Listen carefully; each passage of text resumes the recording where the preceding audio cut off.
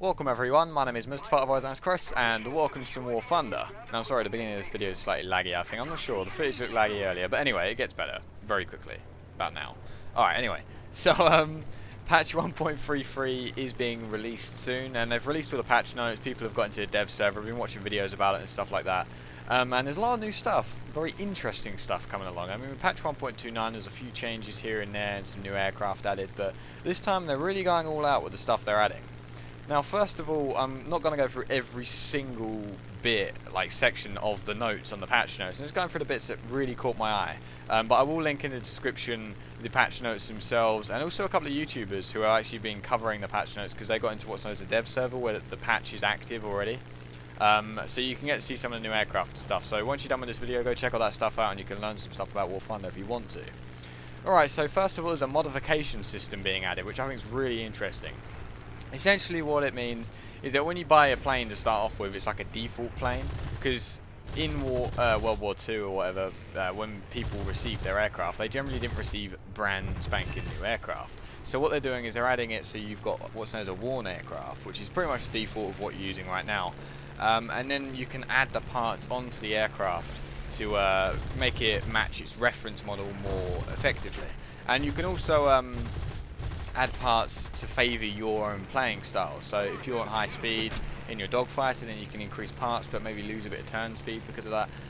You can just add a lot of stuff to your aircraft to make it match you more better. I mean, obviously you can't turn an Aerocobra into a dogfighter, but it just allows some customization to change your aircraft a little bit better. And also the crosshair, and I think this only works inside the aircraft, but it may be outside too. The little crosshair that you use inside the aircraft, and maybe outside, like I said, you can actually change the colour and maybe have a few different types of that now, so I think that's pretty cool. In terms of gameplay, if you're in a battle and you basically, most people have 4 to 5 crews, you buy them, and each crew you put a different aircraft on. For right now, for example, in the match, I'm using a Spitfire crew. Well, the Spitfire is taking up one of my crew slots. Now, what they're changing is, if you're to quit the battle when using that crew, you can't use that crew in the next game for 5 minutes. So say for example you've got 5 crews, you use 3 of them in a match, and then you quit. Those 3 crews are unavailable to you for 5 minutes, and that may annoy a few people who like to quit from battles and stuff, but it's really annoying when you're playing historical battles and you've got like 10 people on your team and so have the enemy, and then 3 of your team members quit because they didn't get to play with their favourite YouTuber or something along those lines. It can get very annoying. So I'm glad they're adding this. It should be an incentive to not quit matches and actually stick with it to the end. And I know it will annoy a few people who have glitches, like one of their friends glitches out and they want to quit or something, but that's just a minority of the time that happens. For the most part, most people quit because they don't like the opposition, or they wanted to be in a battle for a specific reason, like getting into a battle with a YouTuber, for example. It's happened in the past. Happened to me yesterday, so you know, that's a good change.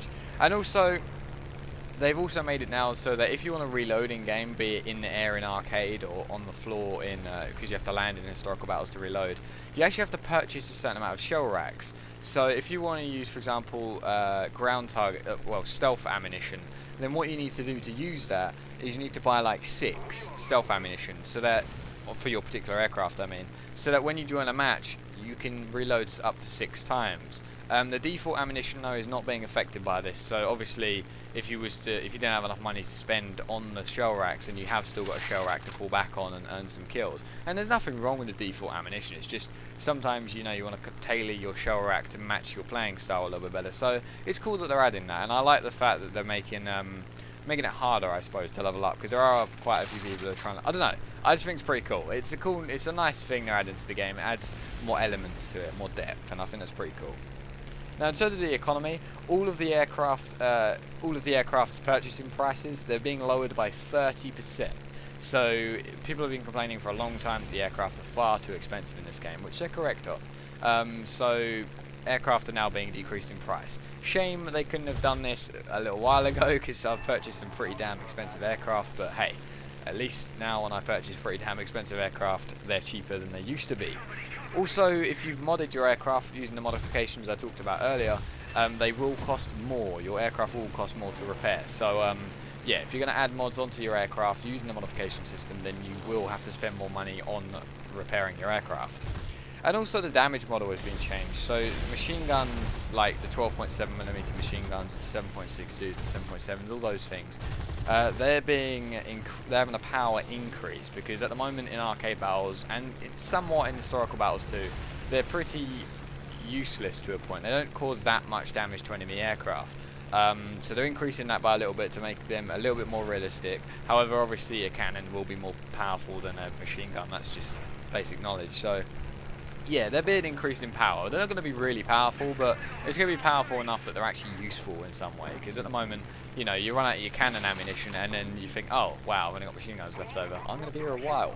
And then you just sit there shooting at them and you can take like a minute just to kill someone. So I'm glad they're changing that. And then finally, finally in the damage model that caught my eye, if you are using an aircraft that has 2 pilots in it, for example a bomber, a lot of those have 2 pilots in them.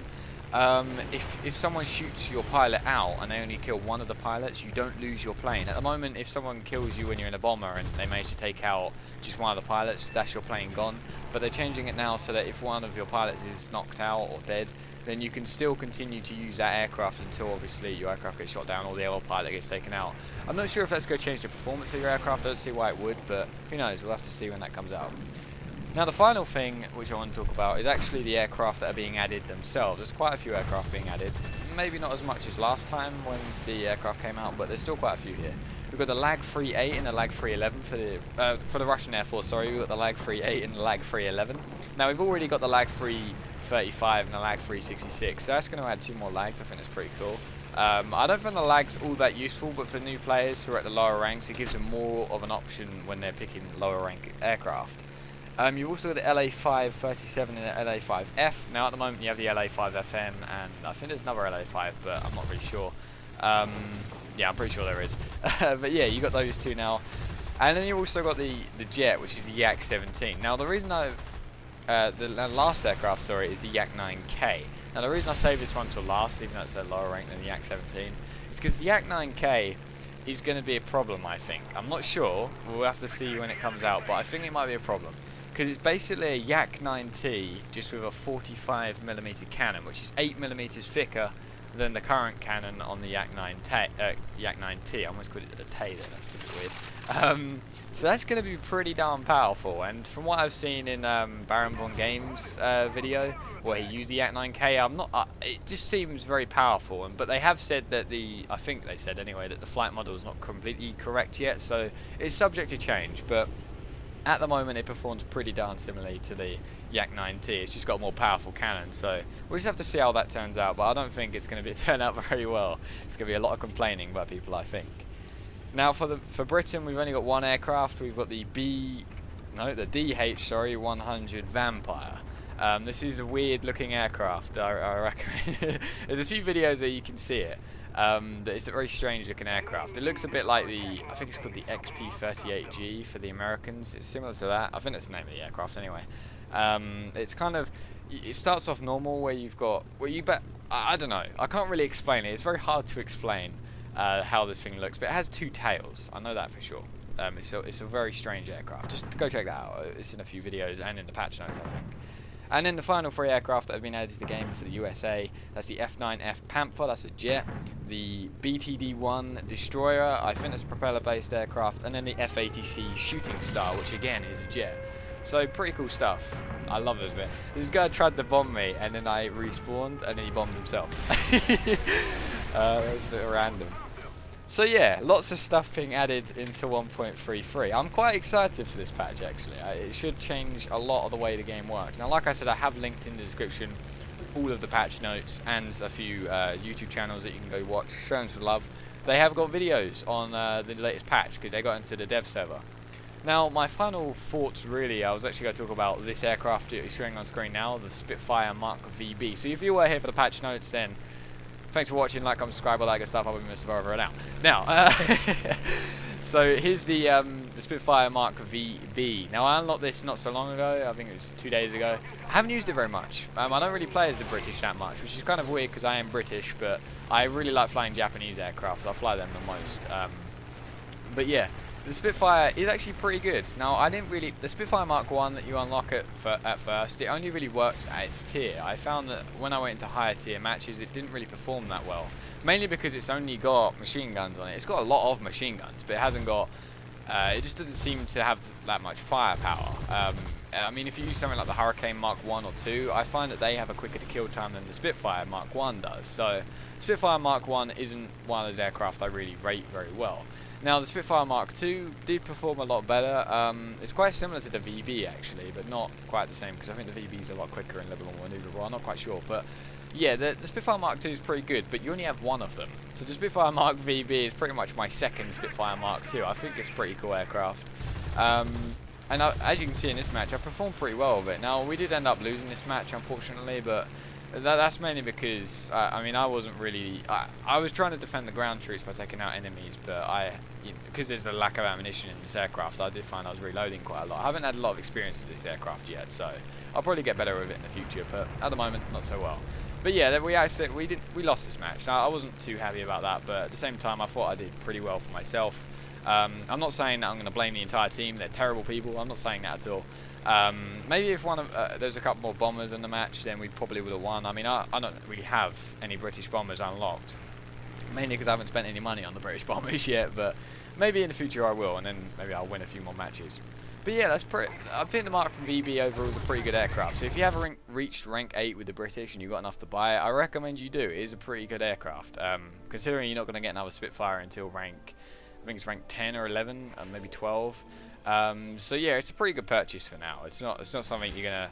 It will last you quite a few ranks, because to do anything from rank 8 to 12 is gonna take a while. So you may as well buy this and enjoy the benefits of having this. Anyway, I hope you enjoyed the video and all I almost said all that good stuff. I hope you enjoyed the video. If you did, please post a like, comment your thoughts and opinions. This is my old intro.